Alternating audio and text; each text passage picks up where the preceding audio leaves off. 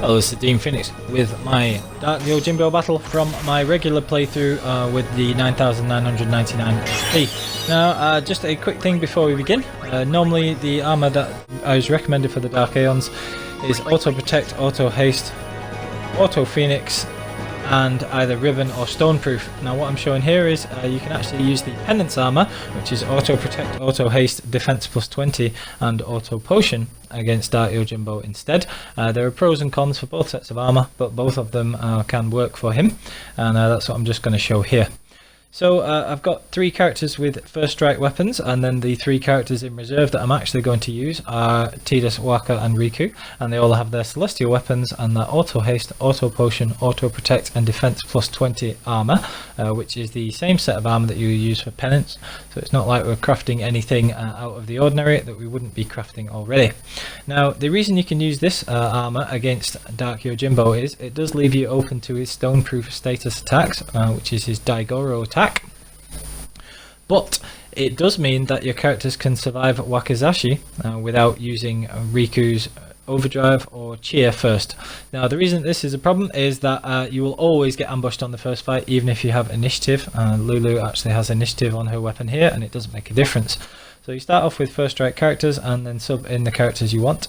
And if you're using the normal armor of Auto Haste, Auto Protect, Auto Phoenix and either Stoneproof or Ribbon, you would have to sub Rikku in, and she would have to use Ultra Null All, just in case Dark Yojimbo used his Wakizashi attack. See here he uses Kozuka, but if he uses Wakizashi that hits all members, and if you don't have defense plus 20 and Auto Protect with 255 defense, that will kill you outright. Whereas with this setup you can use the Auto Potion, Auto Haste, Auto Protect, defense plus 20 armor with any combination of 3 characters, and so you don't necessarily have to have Rikku as one of your leveled up characters.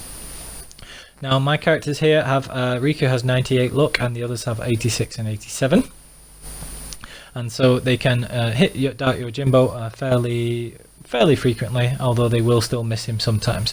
Now you can see what happened there was Tidus died from Wakizashi, and the reason for that is because Dark Yojimbo's Kozuka attack inflicts full break.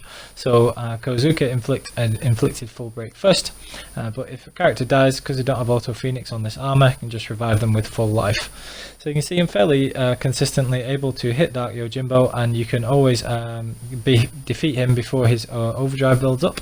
And as per video I saw of Dansko8's really good video summarising some of the Dark Aeons things, you may be aware that Dark Yojimbo's overdrive builds faster in each successive fight. So it builds slowly in the first fight and it builds up really quickly in the last fight. So you can see here that even though we're missing him sometimes with the 85 luck, you're able to take him out before he gets anywhere near Zanmato. Now because this is using Auto Potion on these armors, you do also have to make sure that you don't have any potions or high potions in your inventory, and you want to have 99x potions preferably. You can get those by bribing Valaha, which is actually one of the enemies in the Sunken Cave. It's the jeweled horn type enemy. If you don't want to run around looking for one, you can just go and bribe one in the monster arena. Now the thing with using this particular setup is, as you can see here, this is where I'm showing the luck, 86 for Tidus, 87 for Waka, and then Rikku is a little bit higher at 98 with 255 strength and defense, and then high agility, so that we can take advantage. I need over 170 with the auto haste to get as many turns as possible. So you have to fight Dark Yojimbo 5 times. You can optionally fight him 4 times and then repeat the process, because he drops Dark Matters, which is extremely useful, and he can drop Ribbon Armor, and he is the only repeatable enemy that can drop Ribbon Armor, so this is also an interesting fight to actually farm it as well. Now you can see that even with that quite high luck, we're not quite high enough to be able to hit him 100% of the time. So you may want to use aim a couple of times per fight, and you still have time to do that as well. Now Kozuka is one of his single hitting attacks, and the problem with that is that it inflicts full break. Now his Daigoro attack, where he attacks you with the dog Daigoro, can inflict Petrify, and will inflict Petrify if you don't have Stoneproof or Ribbon. Now if Kozuka has hit that character before, and so they have full break applied, they will take so much damage that they will actually shatter from Daigoro. Now this is the problem with using this set of armor instead of one that has Ribbon or Stoneproof. But you can actually defeat him with the 2 remaining characters fairly easily, apart from sometimes in the last fight. So this is why I am just showing that you can use it with this version that doesn't have Stoneproof as well. So you see Kozuka hit Waka first, and then when he subsequently got hit with Daigoro, it shattered him because he was full broken, so he took 99,000 damage and the character shattered. But it doesn't really matter because both of the remaining characters can survive Wakizashi, and even if one of them gets hit with Daigoro, because they take less damage from it as long as they've not been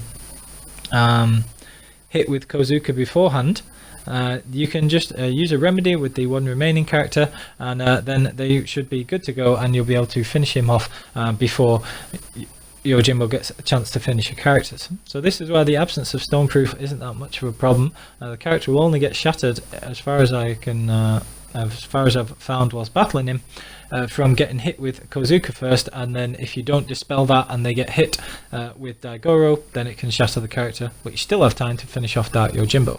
So if you wanted, you could easily avoid that by just using Dispel on any character that gets hit with Kozuka, and they will be back to full health because they'll have already used Auto Potion, and then whatever attack they get hit with after that, they will survive. So you can, like I say, very easily just use Dispel on a character if they get hit with Kozuka whilst using this setup. Now this is the 3rd and the only optional fight when fighting Dark Yojimbo, so if you don't follow that particular branch at the crossroads and come to the green room, then you will not fight him all 5 times, and that means that when you save or exit or go to the Blitzball menu, this process will be restarted, so you can actually fight your Dark Yojimbo again and actually farm him as well. So you can see here we're in the 3rd fight, and again you can very easily just use the quick hit attacks and get more than enough attacks to take him out even without using overdrives. So again, because we don't need Riku's overdrives to survive Wakizashi, and you don't have to take the turns using cheer on the 2nd, 3rd, 4th or 5th fights, you can just use aim a couple of times if you don't have luck high enough to consistently hit him, which would need a luck stat of 114, and then you can just consistently be able to beat him before he gets overdrive pretty easily, apart from the last fight where his overdrive does rise extremely quickly. So again, we're just using that there, and the character that got hit by Kozuka, you could easily have used Dispel there, and then again they wouldn't have been dying to anything. But here, just let Rikku get shattered because I didn't choose to use Dispel, and Tidus and Waka because they get so many turns with their auto haste and agility above 170. Still easily enough time to take out Dark Yojimbo, and even though there's only 2 of them left. So this is a perfectly reasonable strategy for using for farming Dark Yojimbo if you want to fight him in the 4 repeatable fights to try and get ribbon armor, although the chances of getting a ribbon plus 3 free slot armor even when you're fighting him repeatedly is very, very low. It's less than 1%, and even then you might get it for a character that you don't particularly use very often. So the main way of getting ribbon is actually to farm him for the 2 dark matter, which are his common drop. If you overkill him, you get 2 dark matters. It's actually fighting him repeatedly to get those dark matters and get 99 and customize ribbon is probably you probably end up getting the ribbon that way rather than getting it from a drop.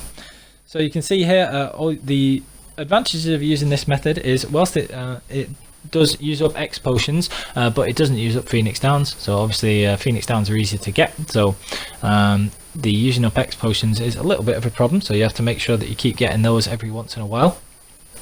But the advantages are that you can use characters that aren't Rikku, and that you don't have to use the rarer items like the 2x healing spring or whatever you would customize Ultra Null All. You aren't forced to use Rikku as switching her in on the first move for a first strike character and using Ultra Null All in that first fight, which is what you have to do pretty much to survive Wakizashi if you don't have the defense plus 20 on your armor.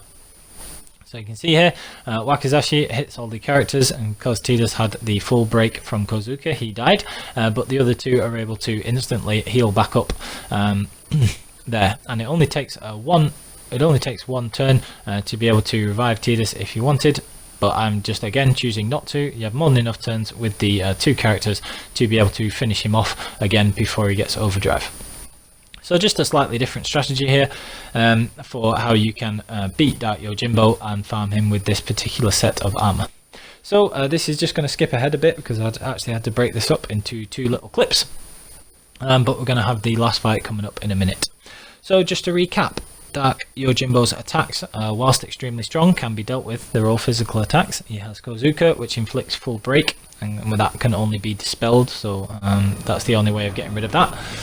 And then he has Wakizashi, which hits all characters for extreme damage, which is why you need either the Ultra Null All Limit to be able to survive it, or to have used Cheer 4 or 5 times, or you can have this setup where you have Auto Protect plus Defense plus with the Defense plus 20. If you have 85 luck, you'll be able to hit him. If you have a couple of aims, you'll be able to consistently hit him, and you'll be able to hit him most of the time anyway.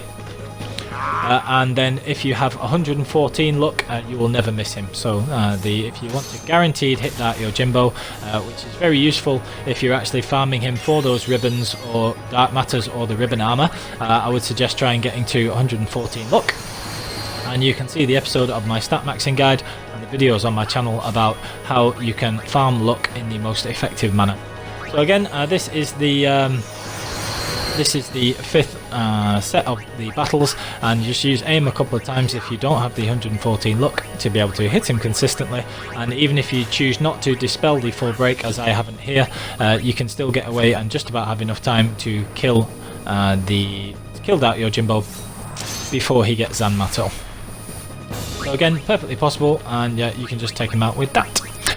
So this is my fight of Dark Yojimbo with the normal stats. I will be doing a video a little bit later as part of my break HP limit playthrough, which will be covering how you would want to farm him, because in a break HP limit playthrough he is the best source of break HP limit ribbon armor with 2 free slots, which saves an enormous amount of grinding. And whilst you are actually fighting him repeatedly to try and get those drops, he will be giving you dark matters as a common drop, and therefore you will be able to get more of those armors there.